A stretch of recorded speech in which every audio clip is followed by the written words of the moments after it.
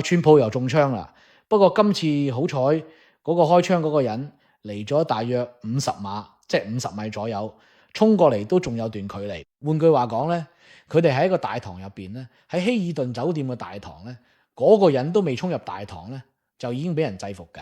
特勤局已經將佢制服嘅。咁我同大家講下呢件事，其實幾有趣。點解咧？好多人話呢單嘢係川普自編自導自演，話因為中期選舉就嚟到啦。不過呢個講法我接受唔到。點解咧？因為而家已經查到嗰個人係邊個啦。如果話係自編自導嘅話，咁即係話咧，呢個人真係好憎川普，即係恨死川普。如果真係自編自導，肯定會揾個識嘅人，然後將佢滅口。喂，你衝過嚟打我，之後就將你滅口。你睇下陳水扁槍擊案咪就係咁咯。陳水扁槍擊案嗰個開槍嗰條仔，最後咪就係俾人滅咗口。大家有冇見過？佢捉到嘅啱唔啱？殺咗佢啦。最後揾到嘅只係一具屍體。台灣警方通常到最後都只係揾到屍體。呢啲先叫自編自導自演。嗰個你我唔係話一定係陳水扁自編自導自演啊。阿扁自己可能都唔清楚，但係有可能係攞下邊嘅人做嘢，為咗幫佢上台。因為阿扁嗰次根本必輸無疑啦。阿扁同呂秀蓮啊，肯定輸，因為人哋係連宋配啊，連戰配宋楚瑜，實在太強啦。但係巴特，如果兇手真係自導自演嘅，佢兇手一定會俾人滅口噶啦。但係佢話咧，佢俾人滅口，底都俾佢查清晒。福克斯新聞今日26號咧就報道嘅，查到呢個兇手叫艾倫，艾倫啦。喺行兇之前咧，佢寫咗封信俾所有人，喺信都公開嘅，俾晒所有親戚朋友。佢係老師嚟嘅，佢係做老師嘅，佢仲寫啲信俾佢哋學生，俾同事啊，俾咗屋企人都寫咗信啊。仲有佢喺社交媒體上面宣布佢點解要做呢件事啦。當然啦，佢係反宣傳、反特朗普、反基督教嘅。呢個人咧係一個反基督教嘅，叫 Antichrist。冇哥哥嘅案發前收到嚟，佢覺得唔對路，佢哥哥就已經報咗警啦。呢個就係美國，美國都係一個好馬虎嘅草台班子。佢哥哥報警，但係警方咁當一回事。咁所以咧，佢就同佢同事同學生講大話，話自己有啲急事要搞啊。跟住咧就去咗美國首都咧去對付特朗普啦。報道指出，嗰陣時全美嘅記者咩白宮晚宴啊，都係請咗嚟記者嘅活動都緊緊進行緊。正喺大家舉杯暢飲、賓主盡歡嘅時候，艾倫帶住幾把武器，有散彈槍又有手槍，之後咧就硬闖入咗華盛頓嘅希爾頓酒店 Washington Hilton。咁嗰陣特勤局喺度做安檢，但係安檢做得好馬虎，完全放鬆晒。佢就好似一道殘影咁風一樣，咁快就衝咗過去，跑得超級快。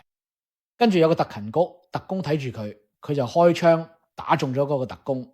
不過好彩特工有住防彈背心，特工俾打到跌咗落地。之後其他特工一齊衝埋去對佢反擊，最後佢哋將艾倫打傷咗，艾倫受嘅傷。佢俾人壓佢地下，佢衝入到特朗普嗰個主會場，所以咧對特朗普咧係造成實質性威脅。咁艾倫嘅兄弟咧已經聯絡咗康涅狄格州艾倫嘅哥哥嘅康涅狄格，唔喺加州。New London 咧就係新倫敦啊，佢哥哥喺嗰度，佢哥哥同佢唔好同一個城市，亦都唔好同一個州，所以佢哥哥係佢自己嗰邊報警嘅。咁用啦，冇得太快，警察估計都冇當一回事。所以 FBI 咧查到艾倫咧喺社交媒體上面啊，多年嚟嘅一直喺網上發表好多反川普同反基督教嘅言論。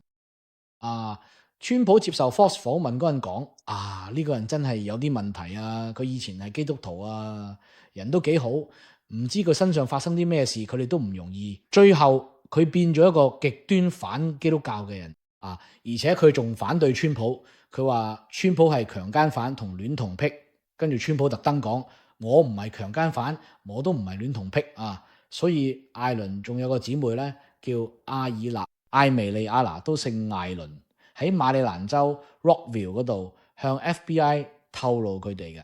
艾倫最近真係有向屋企人發表過嘅極端言論，而且成日話自己要採取行動，話要用特殊行動嚟解決問題。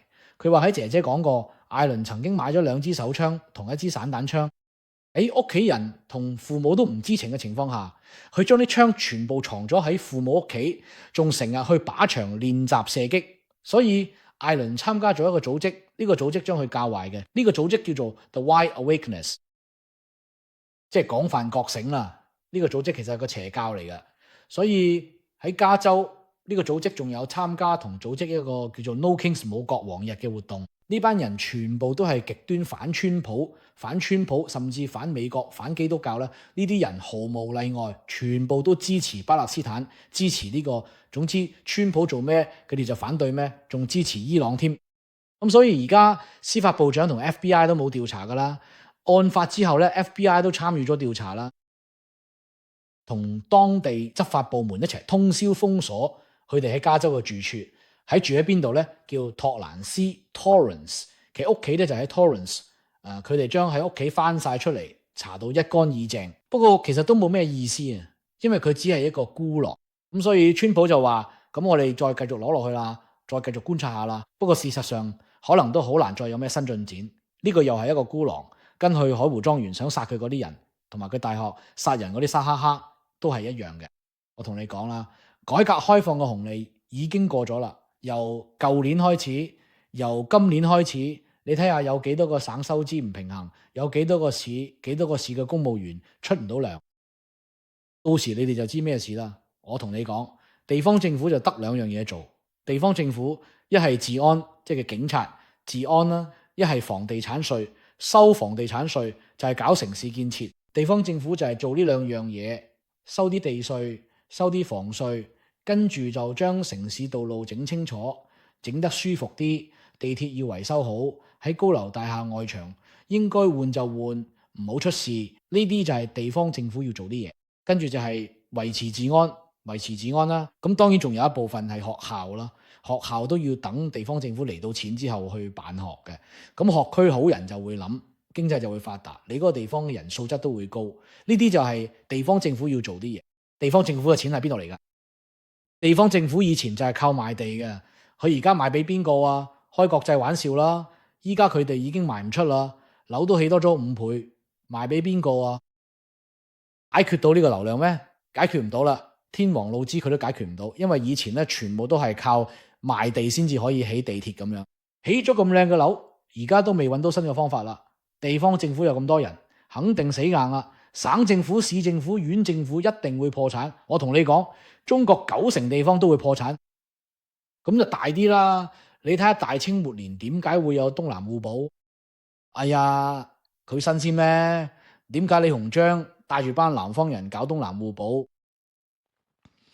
即係唔想同你一齊攞條船度啦。我哋東南互保，我哋自己對外開放。你同幾個國家宣戰，嗰啲係你嘅事；你同全世界宣戰，嗰啲係你嘅自由。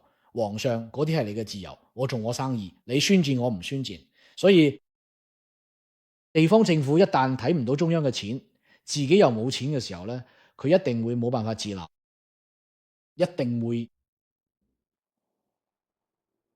地方政府資產證券化唔得。資產證券化我係鼻祖，所有證券化都係基於一樣嘢，叫信心。我同你講，你明唔明啊？所有資產證券化都要基於一個信心先得，你明啊嘛？點解唔得？我問你，邊個有信心啊？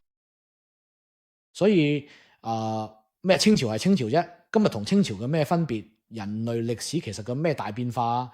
你唔好以為共產黨係無敵啊、萬能啊，都一樣啫。你由今年開始噶啦，呢個趨勢會越嚟越快嘅。當你個地方老師出唔到糧，警察都出唔到糧嗰陣時，嘿嘿。跟住條路壞咗，收都收唔到嗰陣時，地鐵壞嘅，佢就只可以唔開啦。